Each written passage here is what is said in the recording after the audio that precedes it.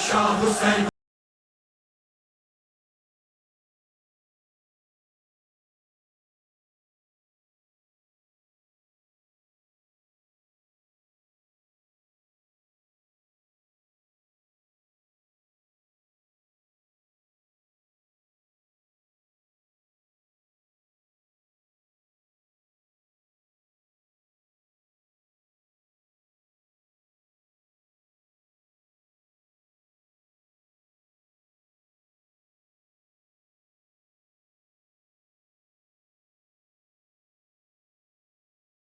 اعوذ باللہ من الشیطان الرجیم. بسم اللہ الرحمن الرحیم. الحمدللہ رب العالمین والصلاة والسلام علی رسول اللہ وآلہ الطیبین الطاہرین. ناظرین کرام، ہدایت ٹی وی کی جانب سے نشر ہونے والے پروگرام سفینۃ النجات کے ہمراہ آپ کی خدمت میں حاضر ہیں. اس پروگرام میں آپ کی خدمت میں خوش آمدید عرض کرتا ہوں، اور آپ تمام ناظرین جہاں کہیں بھی ہمارا پروگرام دیکھ رہے ہیں، آپ تمام ناظرین کی خدمت میں دل کی گہرائیوں سے ہدیہ السلام پیش کرتا ہوں. ناظرین، امام حسین علیہ السلام کے حوالے سے اتنی وسیع ہے امام علیہ السلام کی ذات، اتنے ہیں آپ کے میسیج اور اتنے پیغامات ہیں آپ کے کہ انسان جو ہے حیران رہ جاتا ہے. اور ظاہر ہے ہمارا جو یہ سلسلہ ہے بہت مختصر ہے، یہاں پر ہم ایک تفصیلی گفتگو نہیں کر سکتے چونکہ وقت کا تقاضا بھی ہے. پھر یہ ایام ایسے ہیں کہ اس میں خاص موضوعات پر گفتگو ہو سکتی ہے، مثلا ولادت وغیرہ اور دوسرے اس طرح کے موضوعات جو ہیں وہ مثلا یہاں پہ شاید مناسب نہ ہو، تو اس لیے ہم نے کچھ کا انتخاب کیا ہے، لیکن تفصیلی گفتگو یہاں پہ نہیں کی جا سکتی. اور جو کچھ بہت اہمیت رکھتے ہیں ان کے حوالے سے دو پروگرام بھی ہم نے یہاں پر کیے ہیں. اور ایک بہت ہی اہم موضوع تھا جو امام حسین علیہ السلام کی یعنی طرف سے بیان بھی نہیں کیا جاتا معمولاً، وہ یہی تھا کہ امام حسین علیہ السلام نے جو قیام کیا اس کا حقیقی مقصد کیا تھا. اور در واقع یہ وہی حق ہے جو خداوند متعال نے ان کو عطا کیا ہے. ہماری اس سے پہلے کی گفتگو رہی کہ امام حسین علیہ السلام جو ہے وہ حصول حکومت کے لیے، حصول حاکمیت کے لیے، لیکن حکومت سے مراد یہ نہیں ہے کہ دنیا کے حصول کے لیے نہیں، بلکہ اس لیے تاکہ اس معاشرہ انسانی کو وہ رخ عطا کر سکیں جو خداوند متعال چاہتا ہے، اس طریقے سے اس کی تربیت کر سکیں، اس طریقے سے اس کی اصلاح کر سکیں، اس طریقے سے امر بالمعروف اور نہی عن المنکر کر سکیں، اس طریقے سے شریعت کا نفاذ کر سکیں کہ انسان اس منزل تک پہنچ سکیں جس کو کے لیے خداوند متعال نے اس کو خلق کیا ہے. تو آج بھی مختصر طور پر ہم اسی حوالے سے آپ کے سامنے گفتگو کریں گے. آپ ہمارے ساتھ رہیں. الحمدللہ آج بھی ہمارے ساتھ جو عظیم شخصیت ہیں وہ جناب مولانا سید عون محمد نقوی صاحب قبلہ ہیں. تو ہمارے ساتھ رہیں، اپنے مہمان سے ملاقات کرتے ہیں، اس کے بعد باقاعدہ اپنے پروگرام کا آغاز کرتے ہیں. قبلہ السلام علیکم. علیہ السلام ورحمۃ اللہ. قبلہ بہت شکر گزار ہیں آپ کے کہ آپ نے پروگرام میں شرکت فرمائی. پروگرام میں آپ کو خوش آمدید عرض کرتے ہیں. سلامت رہیں آپ، محبت آپ کی. اور ظاہر ہے ہم دھیرے دھیرے محرم سے نزدیک ہوتے جا رہے ہیں. اب جو ایام ہیں وہ ایام ایسے ہیں کہ جو شہداء سے مخصوص ہیں، یعنی ہر تاریخ ایک خاص شہید سے مخصوص ہے. تو آج 6 محرم ہے، اس کے حوالے سے بھی انشاءاللہ گفتگو ہوگی، بعد میں انشاءاللہ مصائب بھی ہوں گے. لیکن ہماری کل کی گفتگو ناقص رہ گئی تھی. امام حسین علیہ السلام کیا بیان کرنا چاہتے ہیں اپنے خطبات میں کہ میرا اصل مقصد کیا ہے، ہم آپ کی خدمت میں اس کے حوالے سے ہم آپ سے سننا چاہیں. اعوذ باللہ من الشیطان الرجیم. بسم اللہ الرحمن الرحیم. وبہ نستعین وصلی اللہ علی محمد واہل بیتہ الطاہرین ولعنۃ اللہ علی اعدائہم اجمعین. دیکھیے، میں پھر اس بات کو عرض کرنا چاہتا ہوں کہ اللہ نے پوری کائنات کو جو پیدا کیا ہے، خلق کیا ہے، آباد کرنے کے لیے خلق کیا ہے. بے شک اس کی آبادی یہ ہے، یہ آیات اور روایات میں بھرا پڑا ہے. جی. اس دنیا کی آبادی یہ ہے کہ جس کے نتیجے میں سعادت آخرت ملے. بالکل. یعنی وہ دنیا آباد ہے جو مجھے آخرت کی سعادت دلائے. جی. اب سوال یہ ہے کہ یہ دنیا اس طریقے کی کون آباد کر سکتا ہے؟ کس کے ذریعے سے آباد ہوگی؟ ایک معاشرہ ہے، اجتماع ہے، اس کو بغیر حاکم کے نہیں ہو سکتا. ٹھیک ہے، بالکل. ایک حاکم ہے جو اس دنیا کو آباد کر سکتا ہے قوانین الہی کے ذریعے سے، دستورات و قانونات الہی کے ذریعے سے. اگر حاکم الہی نہ ہو تو یہ دنیا آباد نہیں ہوگی. یعنی کیا؟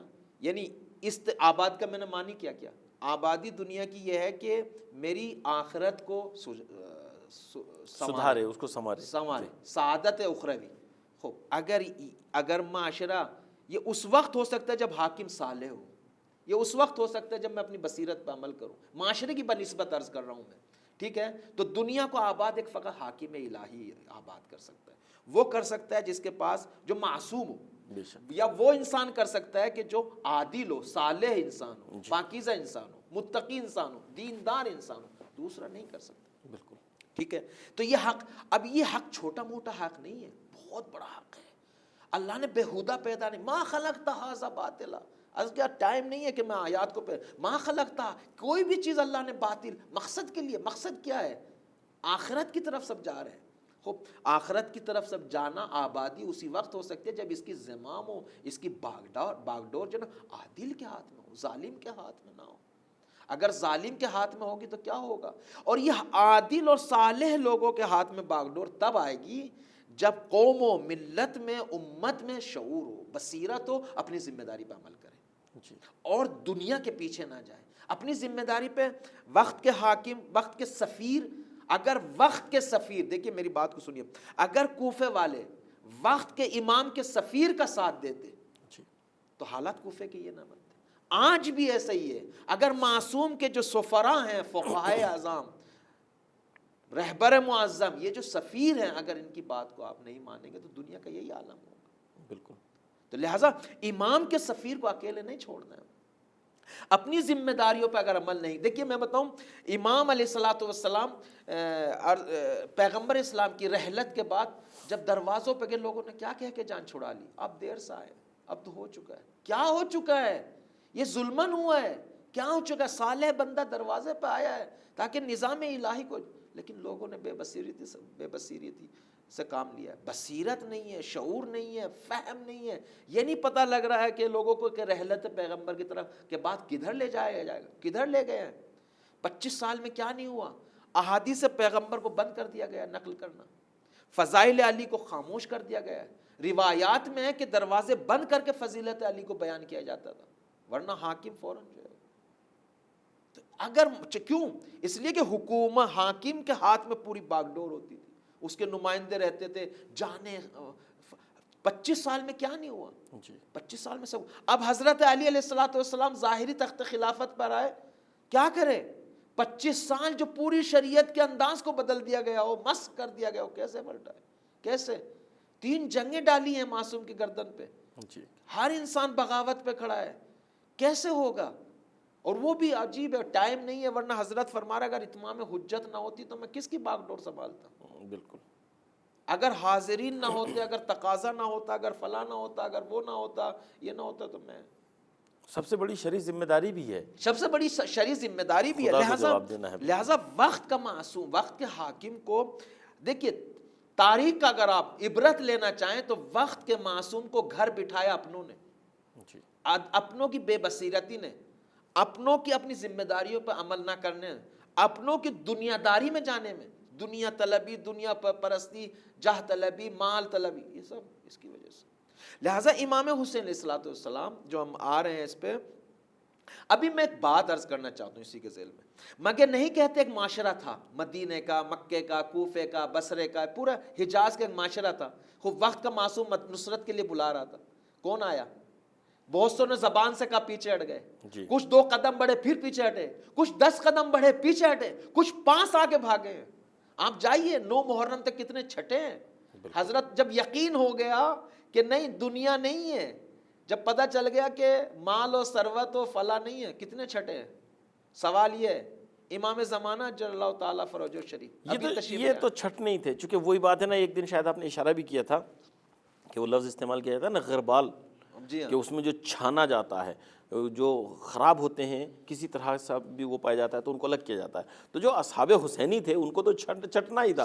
جو اضافی چیزیں ہیں، فالتو کی چیزیں، ان کو جدا ہونا تھا. لیکن ہم کہیں ایسا نہ ہو آج کے زمانے میں ہم چھٹنے والوں میں ہوں، خدا نہ خواستہ. نہ یہ ہے، یہ اس کو دیکھیں امام حسین نے ایک ملاک دیا ہے کہ میرا ساتھ دینے کا ملاک ایک ہے، من کان باذلا فینا موطنا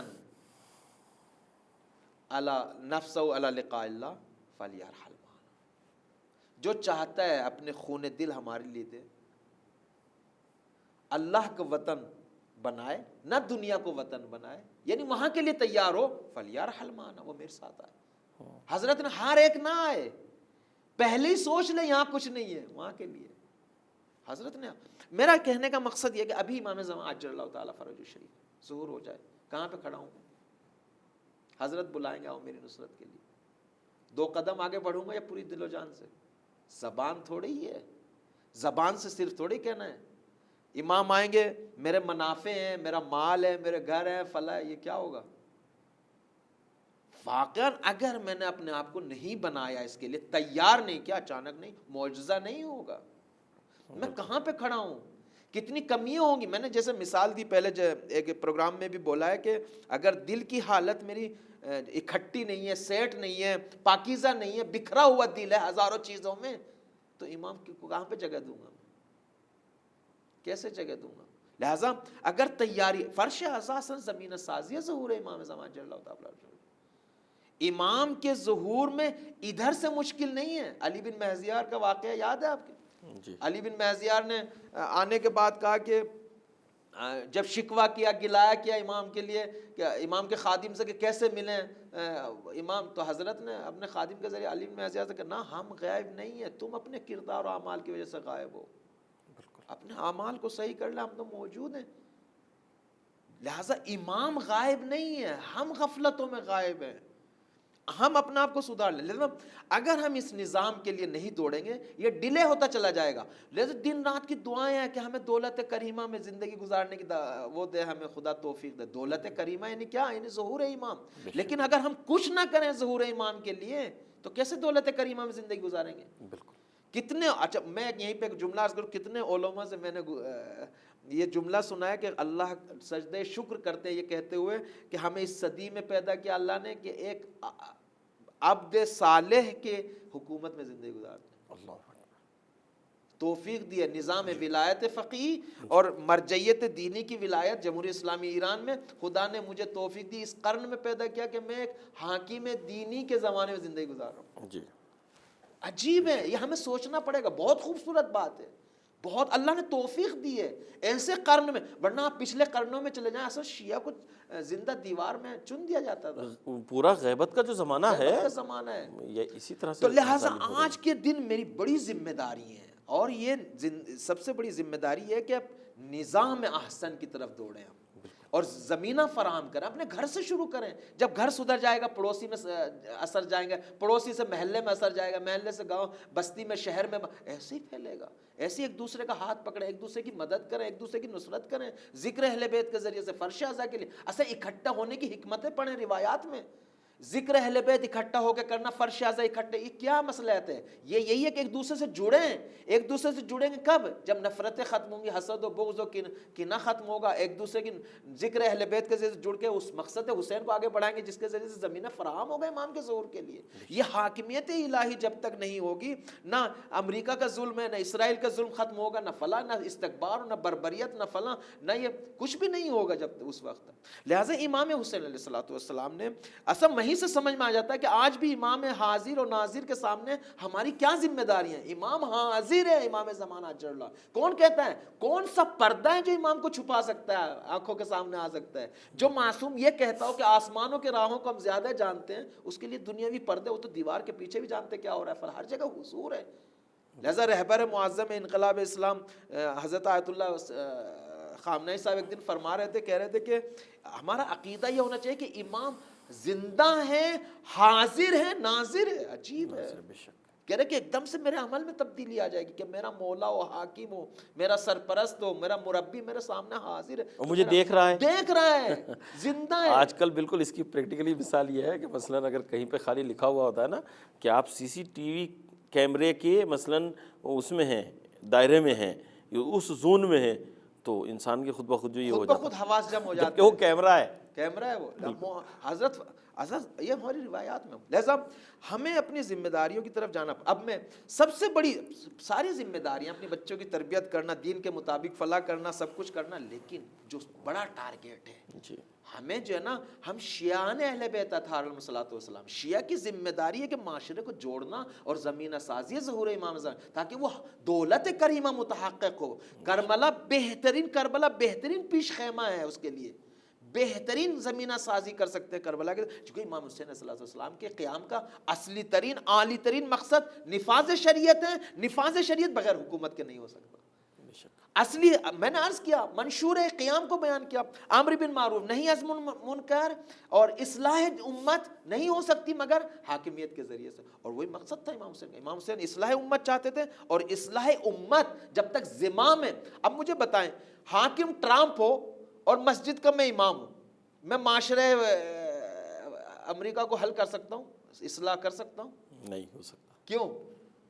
نہیں، حاکم وہی ہے۔ تو لہٰذا یہ زمام حکومت یہ ہاتھ میں ہوگی تبھی نفاذ شریعت ہو۔ لہذا اب میں چند ایک تعبیریں جو حضرت کی رہ گئی تھی اس کو عرض کرنا چاہتا ہوں کہ جو کوفے والوں کو خط لکھا اس میں باقاعدہ امام کی شرائط کو بیان کیا حضرت نے۔ ایک دو زیادہ نہیں پڑھوں گا ورنہ تو بھرا پڑا ہے، عرض کیا میں بار بار کہہ رہا ہوں۔ دیکھیے ہمارے پاس بہت ساری احادیث ہیں کہ رونا رلانا اتنا ثواب ہے۔ دیکھیے میں بتاؤں، میں یہ عرض کرنا چاہتا ہوں، ایک قطرہ روایت میں، ایک قطرہ آنسو کا، امام حسین کے لیے جو آنسو بات ہے، اگر دوزخ کی آگ پہ پڑ جائے ساری خاموش ہو جائے۔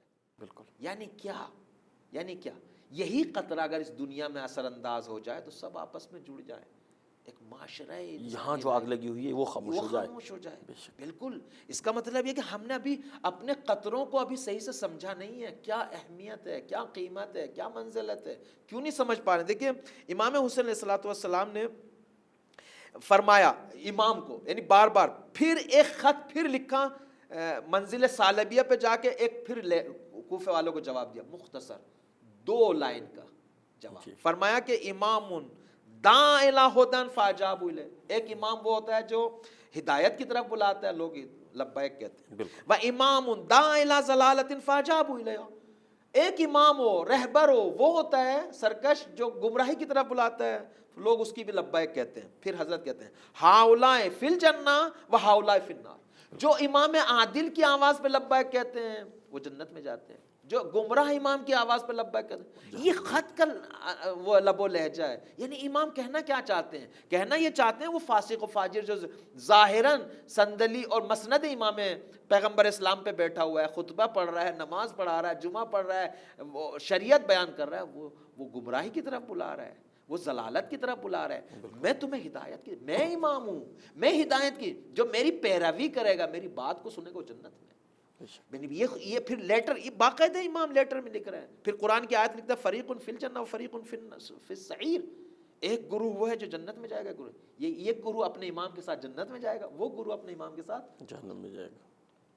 لہذا اسی طریقے سے پھر عرض کر رہا ہوں، آپ کیا سمجھے، میں نے تو عبارت پڑھی ہے، آپ جائیے سرچ کیجئے ائمہ کے اقوال مدینے سے کربلا تک یا مکے سے کوفے تک، کربلا تک، آپ پڑھیے باقاعدہ یہ سارے امام کے خطبے ہیں، امام کے جملے ہیں۔ پھر حضرت فرماتے ہیں پھر منزل بیضا پہ جانے کے بعد پھر خطبہ دیتے ہیں، پھر فرماتے ہیں حضرت وَأَحَلُّ حرام اللہ، یہ پورا مفصل ہے، دیکھ نہیں رہے ہو چھٹی چھٹی ہو گئی ہے، حلال الہی کو بدلا جا رہا ہے، حرام الہی کو حلال سے، حلال الہی کو حرام، ایسے ہی ہو رہا تھا، ایسی اقدار الہی کو بدل رہے تھے۔ حضرت دیکھو میں ضروری ہے معاف کیجئے گا پڑھنا، دیکھیے حضرت فرمائے ایھا الناس، اے لوگوں، منزل بیضا۔ دیکھیے کربلا کو اگر پہچاننا ہے تو جب مکے سے آپ تشریف لے کے چلے تو درمیان میں منازل ہیں جہاں حضرت نے اپنا ڈیرا پڑاؤ ڈالا ہے، قیام کیا، پھر وہاں پہ خطبہ دیے، خطبے دیے، ثعلبیہ ہے، بیضا ہے، اور بھی منازل ہیں، اس کا آپ مطالعہ کریں۔ ایک منزل پہ آپ نے فرمایا ایھا الناس ان رسول اللہ قال من را سلطانا جائرا مستحلا لحرام اللہ، جو دیکھے کہ ایسے حاکم کو کہ جو حرام الہی کو حلال کر رہا ہو، حلال الہی کو حرام کر رہا ہو، ناقصا عہدہ، اللہ کے پیمان کو توڑ رہا ہو، مخالفا لسنت رسول اللہ، اللہ کی رسول کی سنتوں کو توڑ رہا ہو، مخالفت کر رہا ہو، یعمل فی عباد اللہ بالاسم والعدوان، اور لوگوں کے درمیان گناہ کے ذریعے عمل کر رہا ہو، فساد پھیلا رہا ہو، فلم یغیر علیہ بفعل ولا قول کان حقا علی اللہ ان یدخلہ مدخلہ۔ حضرت جملہ فرمائے جو دیکھ رہا ہے ایسے حاکم کو اور اس کے ساتھ اس کی مخالفت بھی نہیں کر رہا ہے ایسے حاکم کے اعمال پر، اور اپنے نہ عمل سے نہ زبان سے، تو خداوند متعال اسی حاکم کے ساتھ اس انسان کو محشور کرے گا۔ اب اگر وقت کے ظالمین کے خلاف میں اگر دل سے، زبان سے، قلم سے، فکر سے اگر مخالفت نہیں کر رہا ہوں تو ظاہر سی بات ہے ایسے انسان کا ٹرامپ کے ساتھ محشور ہوگا، وقت کے ظالم کے ساتھ محشور ہوگا۔ لہٰذا بار بار حضرت فرما رہے پورے معاشرے حجاز میں، ایھا الناس، لوگوں، جو انسان ایسے ظالم کو دیکھنے کے بعد، ایسے حاکم کو دیکھنے کے بعد اپنے عمل سے، قول سے، فعل سے مخالفت نہ کرے، اسی کے ساتھ میں شروع ہوگا۔ بالکل صحیح فرمایا۔ تو یہ خود حضرت کیا فرما چاہ رہے ہیں؟ خود فرما رہے ہیں، پھر فرماتے ہیں انا احق ممن غیر، جس حکومت کو انہوں نے تبدیل کیا، جس فلاں یہ کر رہے ہیں، میں مستحق ہوں اس حکومت کا، اس مسند کا میں مستحق ہوں، یہ میرا حق ہے، حق ولایت میرا ہے، حق حاکمیت میری ہے۔ یہ نفاذ شریعت وہی کر سکتا ہے جو صالح ہو، پاکیزہ ہو، نہ شراب خور۔ معاشرے کو امت وہی بنا سکتا ہے جو تفسیر قرآن جانتا ہو، علم لدنی لے کے آیا ہو، جو پیغمبر اسلام کا نواسا ہو، پاکیزہ ہو، انسان تربیت والا ہو، نہ وہ انسان جو شراب خور ہو، جو علی اعلان محترم شخصیتوں کو قتل کرتا ہے۔ قبلہ اجازت دیجیے ایک مختصر سا وقفہ لیتے ہیں، اس کے بعد حاضر ہوتے ہیں، پروگرام آگے بڑھاتے ہیں۔ ناظرین، ہماری گفتگو چل رہی ہے امام حسین علیہ السلام کے وہ فرامین جو آپ نے اس بات کے لیے بیان فرمائے کہ میری ذمہ داری کیا ہے، میں در واقع یعنی معاشرہ سازی کے لیے آیا ہوں، کس طریقے سے ہمیں اس کی اصلاح کرنی ہے، اور امام کیسے حاکم کے شرائط جو ہیں لوگوں کے سامنے بیان کر رہے ہیں۔ ہماری گفتگو کا سلسلہ جاری رہے گا، لیکن ملتے ہیں مختصر سے وقت۔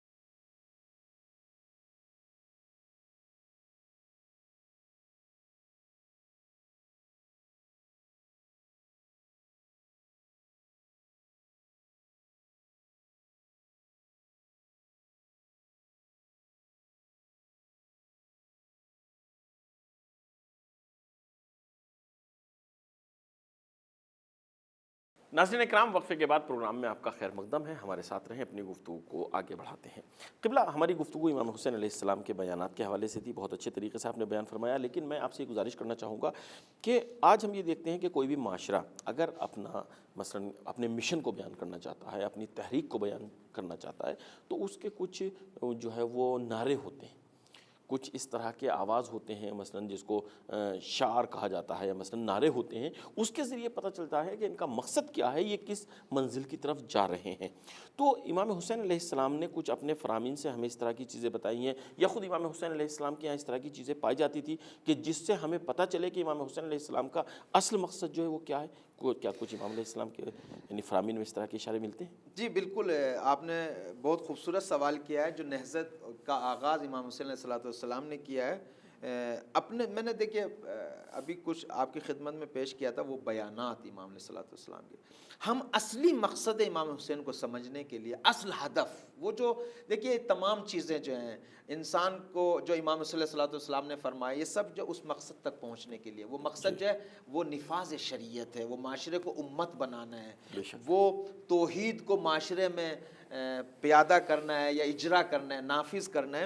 اس مقصد تک پہنچنے کے لیے یہ امام کا یہ مقصد ہے۔ اس کو پہچاننے کے ایک تو عرض کیا میں نے، فرمائشات حضرت ہیں، جو حضرت نے وصیت لکھی اس سے سمجھ میں آئے گا، حضرت نے خطاب فرمایا اس سے سمجھ میں آئے گا، حضرت نے خطبہ فرمایا اس سے سمجھ میں نے عرض کیا جیسے وصیت کو آپ کے سامنے پیش کیا حضرت کے، آپ نے بصرے والوں کو لیٹر لکھا، اس میں اپنے مقصد کو بیان کیا، کوفے والوں کو پہلا جواب جو دیا ہے حضرت نے، امام کے شرائط، امامت کے شرائط کو بیان کیا، منزل ثعلبیہ پہ آ کے 2 امام کو بیان کیا کریکٹر کے حساب سے، ایک امام رہبر وہ ہوتا ہے، پھر آگے جانے کے بعد پھر دوسرے مقام پہ بار بار حضرت یہ ایک تو امام کے خود فرمائشات اور بیانات سے ہم خود اپنے مقصد کو بیان کر رہے ہیں، وہ نفاذ شریعت، وہ امت واحدہ، وہ اصلاح اجتماعی، وہ عدالت اجتماعی، وہ حمیت و غیرت دینی، اس کی طرف آپ جو لے جا رہے ہیں، اور سنت کو معاشرے میں جو پامال کیا جا رہا ہے اس کو بیان کر رہے ہیں. نہیں پویا کہ حضرت معاشرے کی طرف جا رہے ہیں،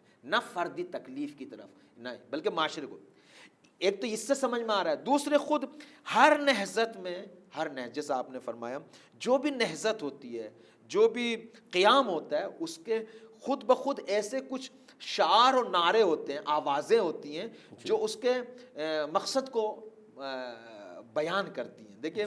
دیکھیے نعروں کو عربی میں یا دینی تعبیر میں شعار کہا جاتا ہے. یعنی جو نعرے ہمارے یہاں لگتے ہیں آزادی فلاں کے، جو جمہوریتی ملکوں میں لگتے ہیں، اللہ کہنے کے جمہوری ملک ہیں، آج دنیا میں جمہوریت نام کی کوئی چیز نہیں ہے.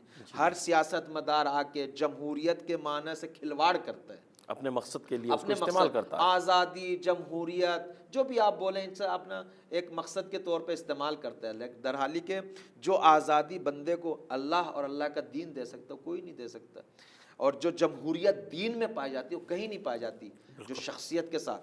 لیکن بہرحال دنیا میں جمہوریت اس ٹائم نہیں ہے، کہیں نہ کہیں سے استعمار اور استکبار کہیں نہ کہیں سے گردن دبا رہا ہے. اور اگر یقین نہیں آ رہا تو آپ اپنے بیڈ روم، اپنے گھر اور اپنے پڑوس اور محلہ اور شہر میں دیکھ لیجئے کس طریقے سے ہم لوگوں کو گھیرا.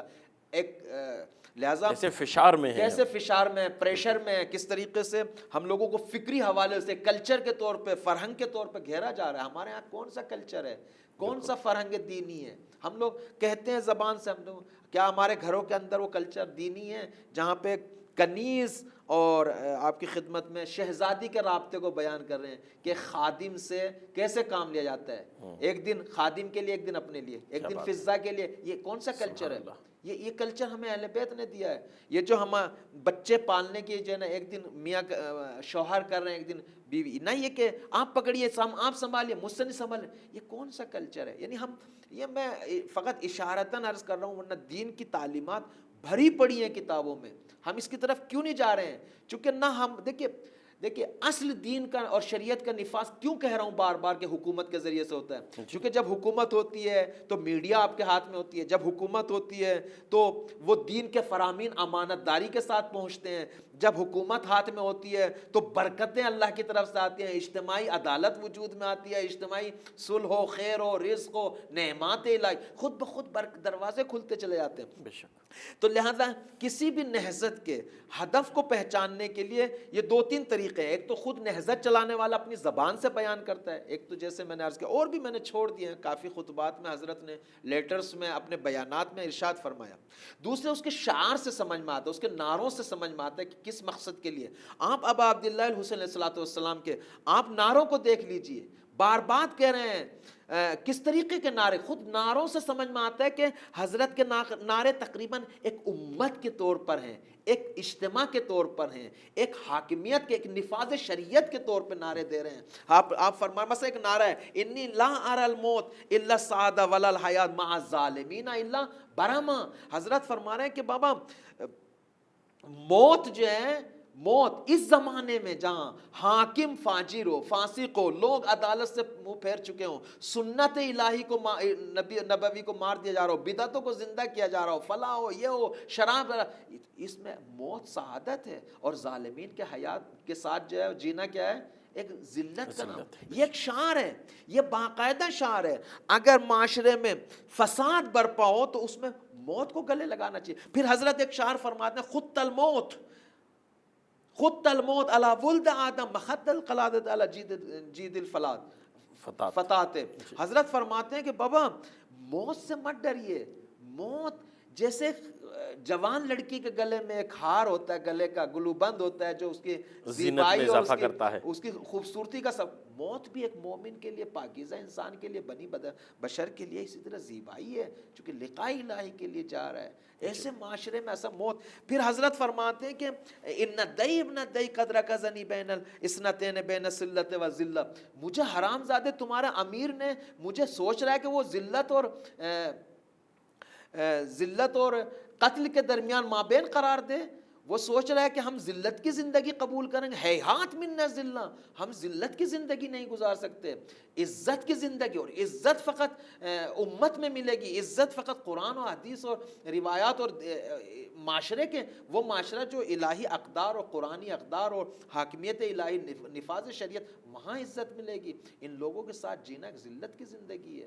لہٰذا ہمیں قتل چاہیے, شہادت چاہیے. لہٰذا ہم ذلت کی زندگی, ہے ہاتھ من الذلہ, میں کہاں ذلت کہاں, میں فرزند زہرا کہاں ذلت کہاں, میں فرزند رسول کہاں, جو علی کی گود میں پلا ہوا وہ ذلت, وہ کہاں ذلت کہاں, میں کون ذلت. پھر حضرت عجیب ہے, حضرت فرماتے ایک جملہ بہت ہی خوبصورت ہے, لا اوتیکم بیدی اعطاء ذلیل, میں ذلت والا ہاتھ نہیں ملانا چاہتا ہوں. جان دے دیں گے ہم, ذلت والا ہاتھ ہم نہیں ملائیں گے.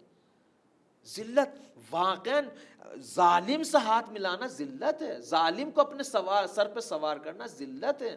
مذلت اور ذلت اور رسوائی اور بدترین زندگی ہے انسان ظالم سے ہاتھ ملا. آج کتنے لوگ ایسے ہیں جو اپنے منافع, اپنے اہداف کو پورا کرنے کے لیے ظالموں سے ملاقات رکھتے ہیں, میٹنگز رکھتے ہیں. خبردار, یہ مشن حسینی نہیں ہے.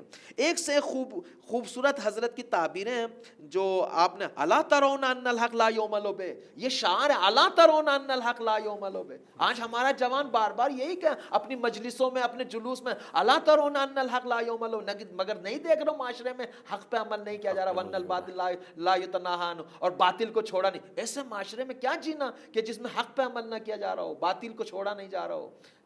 جب حق پہ عمل نہیں ہوگا تو حیات حقانی نہیں ہوگی, حق پہ عمل نہیں ہوگا تو سعادت نہیں ہوگی, حق پہ عمل نہیں ہوگا تو انسان پاکیزہ نہیں ہوگا, فساد ہوگا, بربریت ہوگی, قتل و غارت ہوگا, یہی ہوگا معاشرے. تو یہ امام حسین علیہ الصلوۃ والسلام کے خوبصورت عرض کر رہا ہوں کہ اگر میں آپ کے سامنے سب کو پیش کروں تو بہت زیادہ ہیں. یا اخی لو لم یکن فی الدنیا ملجأ ولا ماوا لم بعیات یزید بن معاویہ, اگر کہیں بھی مجھے جینے کا کوئی ٹھکانہ نہ ملے, کہیں کوئی پناہ گاہ نہ ملے, تب بھی میں یزید کی بیعت نہیں کروں گا. میں اس وقت تو اپنے وطن میں بھی ہوں, ابھی تو میں وطن میں سب کچھ ہے ابھی میں. اور پھر فرماتے ہیں مثلی لا یبا, یہ تو خوبصورت جملہ ہے حضرت کا, بہترین شعار ہے, بہترین نعرہ ہے. مثلی, یہ قیامت تک کے لیے معیار ہے. مثلی لا یبا مثلا, مجھ جیسا اس جیسے کی بیعت نہیں. جس کے مزاج میں طہارت ہو, جس کے مزاج میں بندگی ہو, جس کے مزاج میں شرافت ہو, جس کے مزاج میں سعادت ہو, جس کے مزاج میں ہدایت ہو, وہ گمراہ ہو, ذلیل ہو, رسوا ہو, خونخوار ہو, شراب خار کی بیعت نہیں کر سکتا. بالکل صحیح فرمایا. قبلہ آپ نے بہت اچھی رخ کی طرف جو ہے آپ لے کے گئے ہیں ہماری پروگرام کی گفتگو کو, کہ جوانوں کے کیا شعار ہونے چاہیے, اس طرح سے ہمارے جوانوں کو نعرے لگانے چاہیے. واقعاً جوانوں کی بڑی ذمہ داری بنتی ہے. اور دیکھیے کربلا ایک ایسا ہمارے پاس مرکز ہے کہ جہاں پہ صرف زبانی نعرے نہیں ملتے ہیں بلکہ عملی اس طرح کے کردار ہمیں ملتے ہیں, خاص طور پر جوانوں کے لیے. جو حضرت علی اکبر علیہ السلام کی سیرت ہے اور آپ کی ذات پاک ہے, وہ کیسے ہمارے جوانوں کے لیے نمونہ عمل بن سکتی ہے, اس کے حوالے سے ہم کچھ آپ سے سننا چاہیں. جی بالکل, جناب علی اکبر علیہ السلام واقعاً ہمارے لیے نمونہ ہے, ہمارے جوانوں کے لیے ہمارے لیے اسوہ ہے, نمونہ ہے, اور باقاعدہ عجیب شخصیت ہے, پیغمبر سے شباہت رکھتی ہے. میں عرض کروں آپ کی خدمت میں, جب مدینہ سے یہ سفر, مکہ سے یہ سفر کربلا کی جتنی نزدیک ہوتا جا رہا ہے, تو حضرت ایک دن خواب میں رات میں آواز یعنی زبان سے نکلا انا للہ و انا الیہ راجعون. جب اٹھے تو جناب علی اکبر نے پوچھا, بابا جان یہ کیا آپ نے ایسے فرمایا, کلمہ استرجاب فرما رہے ہیں. تو آپ نے فرمایا کہ ہم جتنا آگے بڑھ رہے ہیں موت سے نزدیک ہو رہے ہیں, جیسے موت ہمارے پیچھے پیچھے آ رہی ہے. تو جناب علی اکبر نے عرض کی کہ بابا کیا ہم حق پہ نہیں ہیں؟ اللہ, صرف یہ ایک ملاک ہے, پھر ایک ملاک ہے. جینا مرنے کا ملاک حق ہے. اگر حیات ہے تو حق پہ, تو مزہ ہے حیات میں, اور اگر موت بھی ہے پر حق پہ, اس میں بھی مزہ ہے.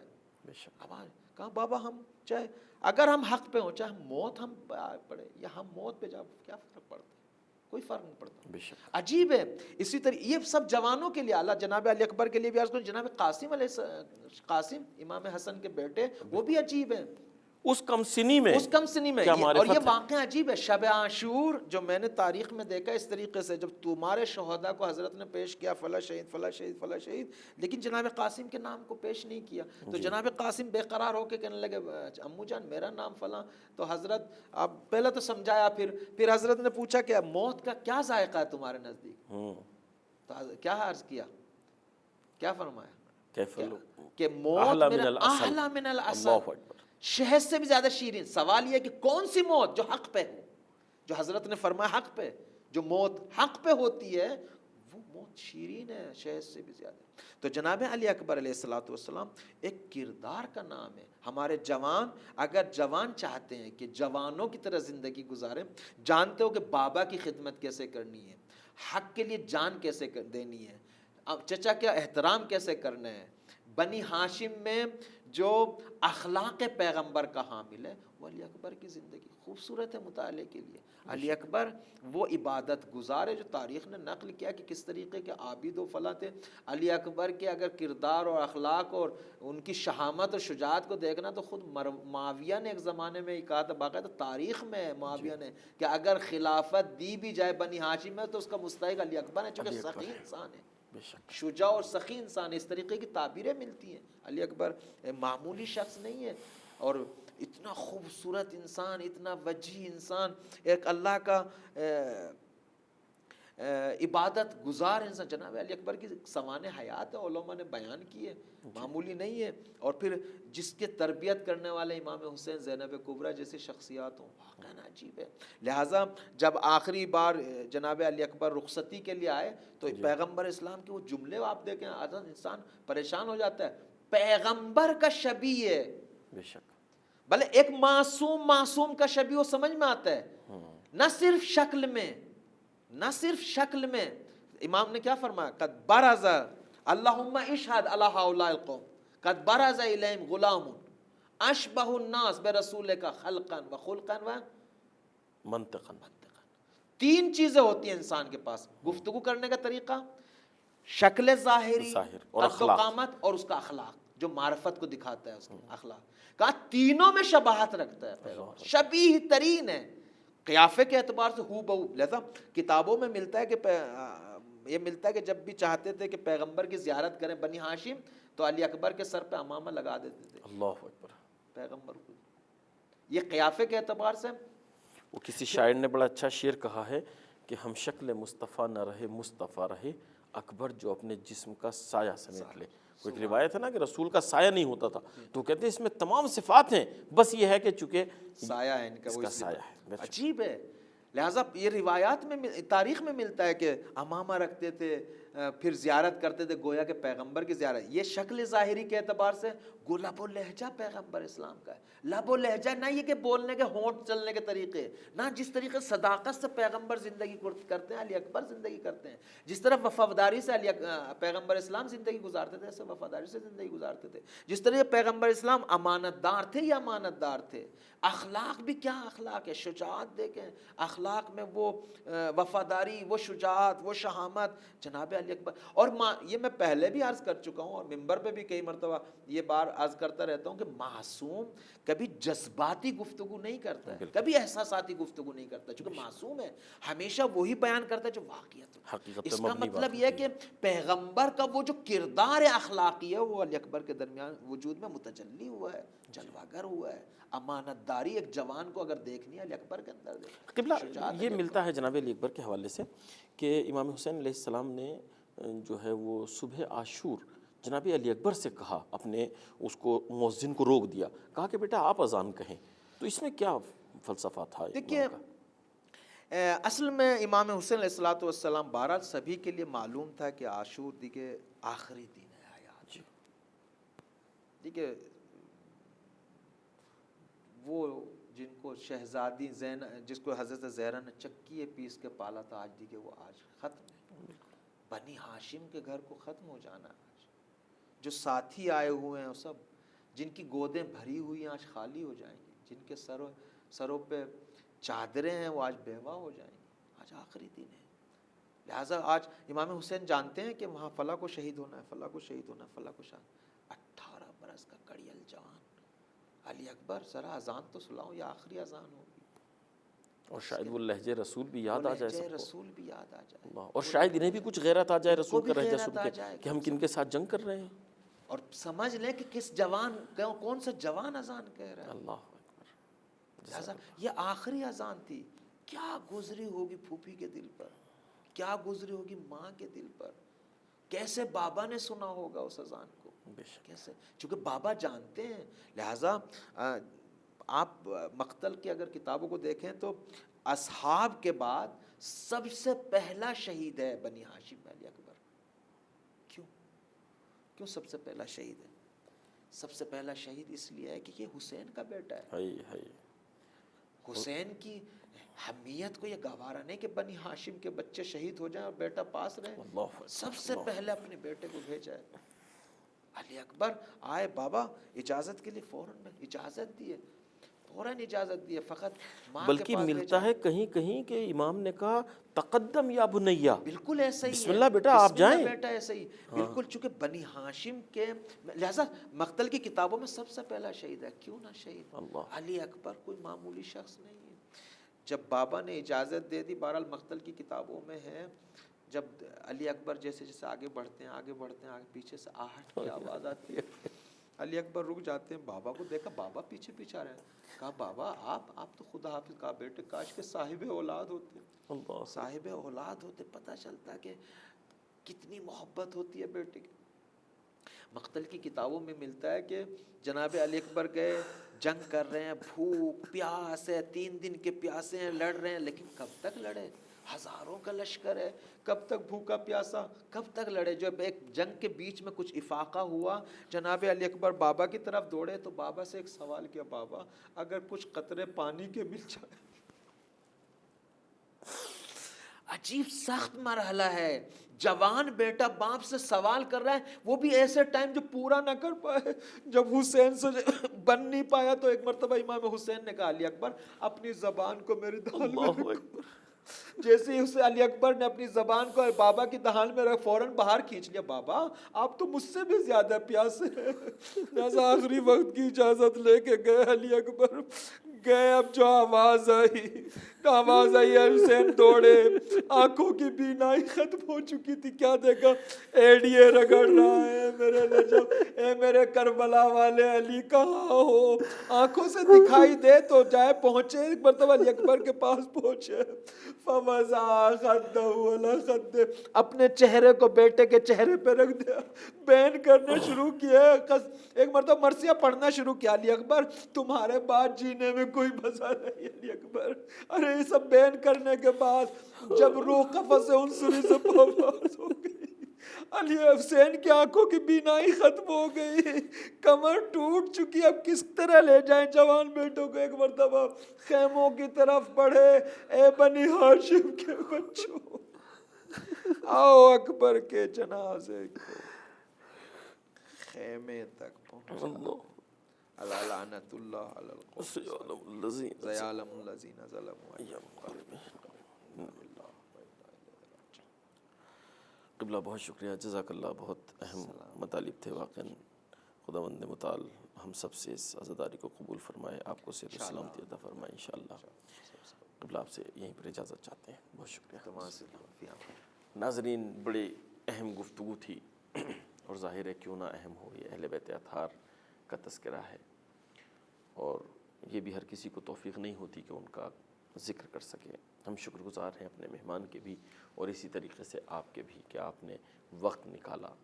ظاہر ہے جتنا وقت آپ دیتے ہیں تو خود یہ ایک عزاداری کا حصہ ہے جو ہمارا پروگرام چل رہا ہے.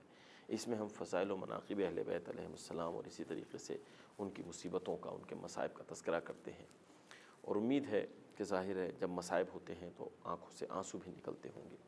خداوند متعال سے دعا ہے کہ ہمارے ان آنسوؤں کو وہ مرتبہ عطا کرے جیسے ہمارے مہمان نے بیان فرمایا تھا. اور حدیثوں میں بھی آیا ہے کہ ایک قطرہ جو ہے وہ آتش جہنم کو خاموش کر سکتا ہے. تو خداوند متعال سے دعا ہے کہ ہمارے ان آنسوؤں کو مقام عطا کرے، یہ وہ آنسو قرار پائیں کہ جس سے ہماری بیوی خوش ہو جائیں اور یہ جہنم کی آگ کو اور خاص طور پر اس دنیا کی جو آگ ہے اس کو خاموش کرنے کا سبب بنے. یہیں پر آپ سے اجازت چاہتے ہیں. اپنا خیال رکھیے گا، ہمیں دعا میں یاد رکھیے گا. خدا حافظ. فی امان اللہ.